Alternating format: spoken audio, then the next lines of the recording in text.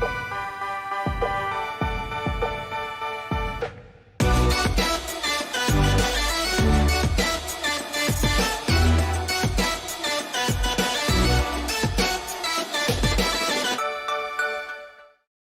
morning. My name is Lina Ospina, and together with my colleagues Cesar Angulo and Melissa Rojas, we are going to talk to you about the bullwhip effect in the supply chain. Table of contents. Number 1, summary. Number 2, general aspects of the bullwhip effect, what it consists of and why it originates. Number 3, description of the problem. Number 4, data obtained or results of the company. And finally, the conclusions. Our presentation is based on the description of the bullwhip effect in supply chains, supported on the article by Mejia, Palacios, and Adarme, entitled Bullwhip Effect in Supply Chains, Planning, Measurement and Control, which offers some options on how to quantify this phenomenon. These alternatives are based on statistical techniques and forecasts that were addressed during the operations planning and control course. The bullwhip effect is one of the causes of fluctuations in demand projection as it moves away from the market along the supply chain. As a consequence of lack of coordination and synchronization between the intervening agents, such as supplier, distributor, wholesaler, retailer, manufacturer, etc. These situations affect strategic and operational planning. In other words, the bullwhip effect reflects the increase in uncertainty as orders are transmitted upstream in the supply chains.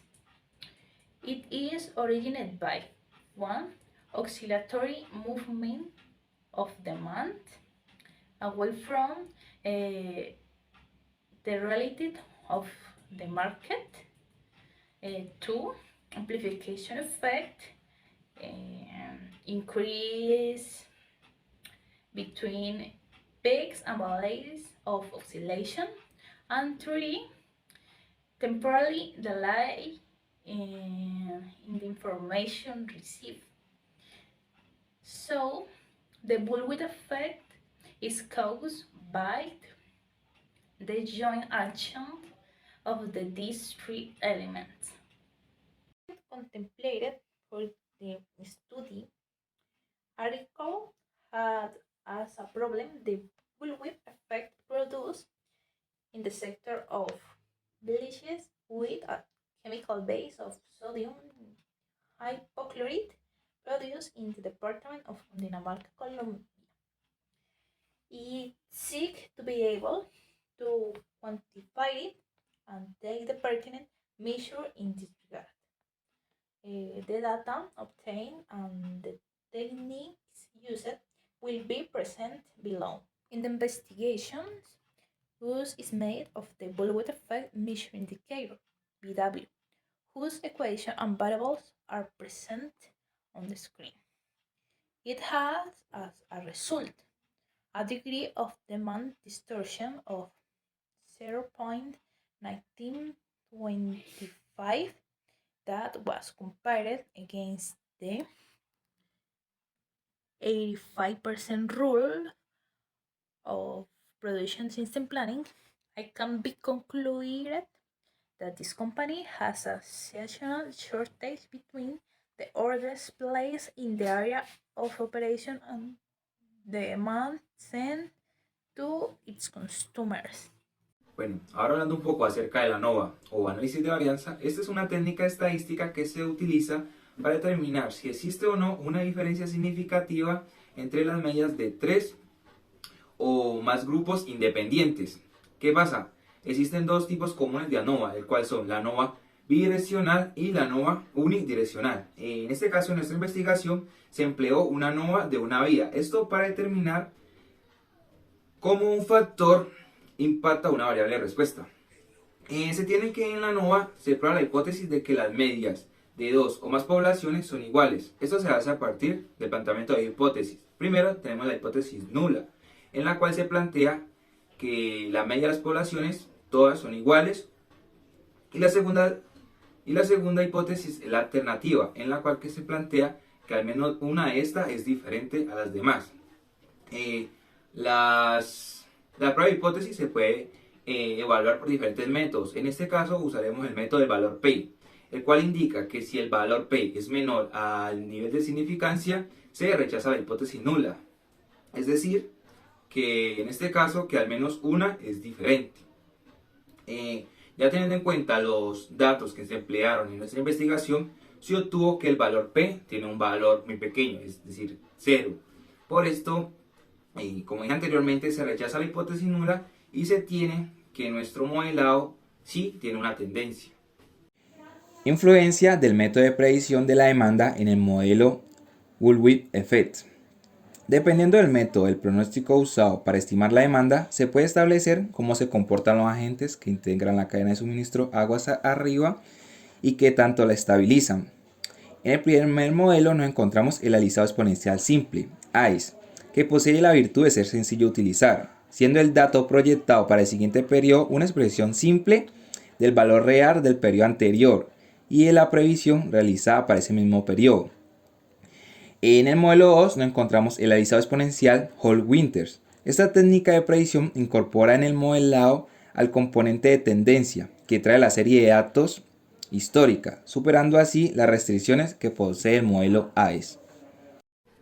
Inicialmente tenemos la gráfica del alisado exponencial simple, la cual muestra el mejor escenario de estimación de las órdenes solicitadas al proveedor en términos de la unidad de carga eficiente de blanqueadores.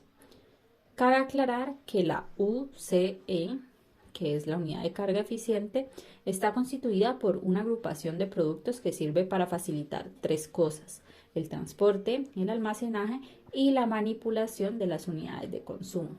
Se considera eficiente ¿por qué? Porque optimiza los tres factores que nombré anteriormente en cada uno de los procesos respectivos del proveedor y del distribuidor. Ahora, para comprender un poco más sobre ese alisado exponencial simple, les hablaré acerca de los indicadores que los autores consideraron. Estos fueron: primero, el pico máximo alcanzado por la serie pedidos al proveedor de la unidad de carga eficiente de blanqueadores sobre la media de la serie de demanda ajustada de la unidad de carga eficiente de blanqueadores, pues una vez ya transcurrido el estado transitorio. Este pico máximo es del 51.6%. Segundo, tenemos lo que es el tiempo de recuperación del inventario físico, que corresponde a 0.34 días. Tercero, tenemos el error cuadrático medio de la proyección a un periodo. Este valor es de 358.887 UCE de blanqueadores. Y por último, tenemos lo que es el error cuadrático medio como diferencia entre los pedidos al proveedor y la demanda ajustada, el cual arrojó un valor de 72,764 UCE de blanqueadores. Pues del análisis que hicieron los autores a este efecto látigo con este método, se logró, lograron ellos evidenciar que no existe efecto látigo ni efecto antilátigo. Sin embargo, a medida de que la demora aumente, las respuestas van a desmejorar y esto hace que los parámetros de estimación sean más sensibles a los cambios. Entonces, cuando les hablaba sobre el efecto antilátigo, hace referencia a la relación de los incrementos que experimentan las órdenes de pedido cuando hay distorsión en la información inherente a la demanda estimada. Es decir, pues todo lo contrario al efecto Bullwhip. En la imagen anterior se muestra el mejor escenario de estimación de la orden solicitada al proveedor en términos de la unidad de carga eficiente de blanqueadores. Este fue modelado con la técnica de predicción Hall-Winters. Se realiza un análisis al indicador del efecto látigo, medido como el cociente de las varianzas de la serie pedidos al proveedor y demanda ajustada. Ese se calcula a partir de la observación 72, momento en el cual se considera que el sistema está en estado estable. A partir de esto se evidencia que existe un efecto látigo y este se calcula obteniendo un valor de 0.87. En todo caso, al proyectar la demanda de la UCE de blanqueadores con la técnica Hall-Winter, el volumen de ventas proyectado se disminuyó en un 2.7% anual con respecto a la proyección realizada con la técnica AES. Ya por último, tenemos que en el análisis exponencial Hall-Winter, los investigadores consideraron los siguientes indicadores. Para eso solo le daré los nombres y los datos se encuentran en cada uno de los recuadros. Primero, los parámetros principales del modelo Hall-Winter, los cuales son alfa, beta y lambda. De lambda, se puede observar tiene un valor de 0, lo cual me indica que el modelo se reduce a un proceso alisado exponencial de Hall, el cual no tiene en cuenta el componente estacional. El segundo es la base del pronóstico. El tercero, la base decreciente. Y cuarto, el pico máximo alcanzado por la serie. A eso se le agrega los errores cuadráticos medios. Primero tenemos el error cuadrático medio de la proyección a un periodo. Y segundo, el error cuadrático medio que mide la diferencia entre pedidos al proveedor y demanda ajustada. Ahora sigamos con las conclusiones que dieron los autores del artículo. Ellos identificaron que el efecto látigo que experimenta la cadena de suministros de blanqueadores básicamente se da por las variaciones no planificadas de las demandas provenientes del mercado. ¿Por qué se da esto? Básicamente se da porque los miembros de esta cadena logística lo que hacen es inflar la demanda para garantizar que no haya una ruptura en las ventas. Bueno, ¿y esto finalmente qué produce? Esto lo que hace es generar un desequilibrio entre la demanda recibida y la demanda despachada en el mediano plazo. Por esto, nuestro efecto Bullwhip calculado, que es el indicador que tenemos, da 0,9025. Para poder analizar o entender un poquito este valor, lo que se debe tener en cuenta es que si este indicador está cercano a 0 o de 0, quiere decir que no hay una perturbación significativa en los datos que tenemos, mientras que si el indicador da cercano a 1 o 1, significa que las perturbaciones en los datos de la demanda es severa. Por ende, pues nuestro indicador como da 0,9025 y está cercano a 1, esto quiere decir que los datos planificados de la demanda distan de lo que es en realidad. Bueno, y entonces finalmente, ¿qué hacen los autores? Pues dan una serie de recomendaciones para este caso en específico con el objetivo pues de mitigar lo que es el efecto látigo que tiene la cadena de suministro de blanqueadores. Inicialmente lo que proponen es que ellos revisen primero el método de negocio o el modelo de negocio. Segundo, que revisen la arquitectura empresarial y por último la planificación estratégica. ¿Todo esto para qué? Esto lo hacen es para que ellos busquen una forma de estabilizar en el largo plazo 3 procesos. ¿Cuáles son estos 3 procesos?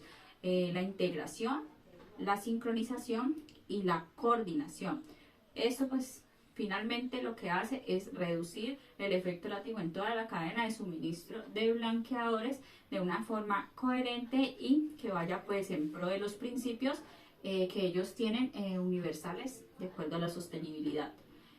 Algo muy importante que mencionan ellos en este artículo es que no hay como una forma estándar de decir sigan estos pasos y se minimiza el efecto látigo.